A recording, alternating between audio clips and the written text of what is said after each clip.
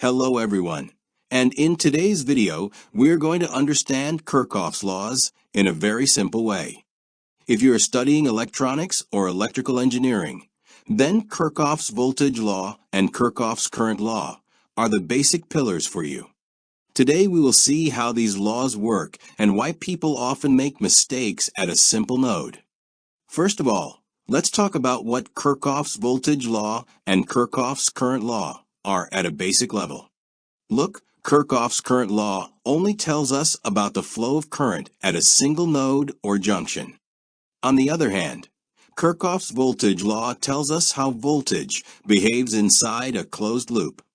Now, let's understand Kirchhoff's current law in a bit more detail.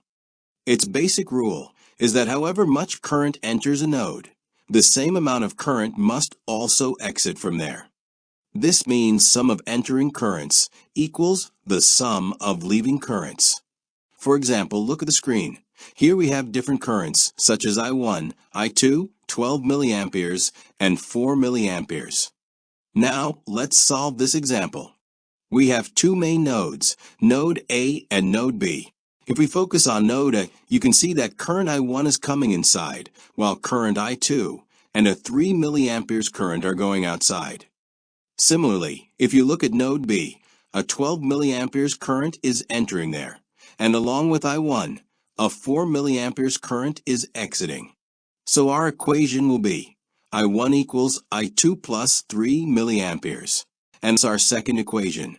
12 milliamperes equals I1 plus 4 milliamperes. Now if we solve equation 2, the value of I1 comes out to be 8 milliamperes.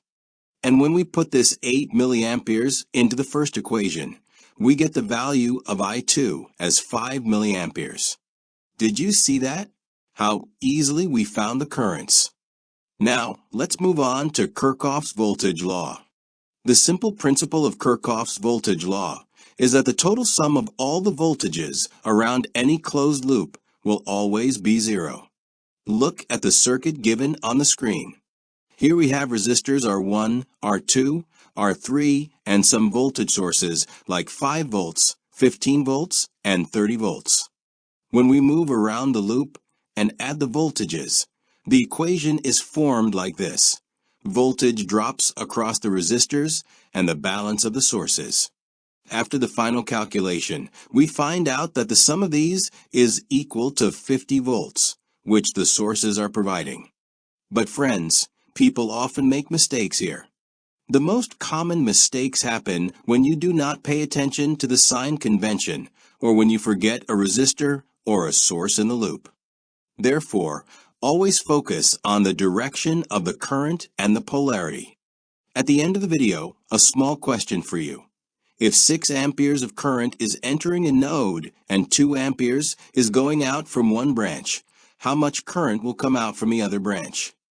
Definitely give your answer in the comment section. I hope Kirchhoff's laws are now absolutely clear to you.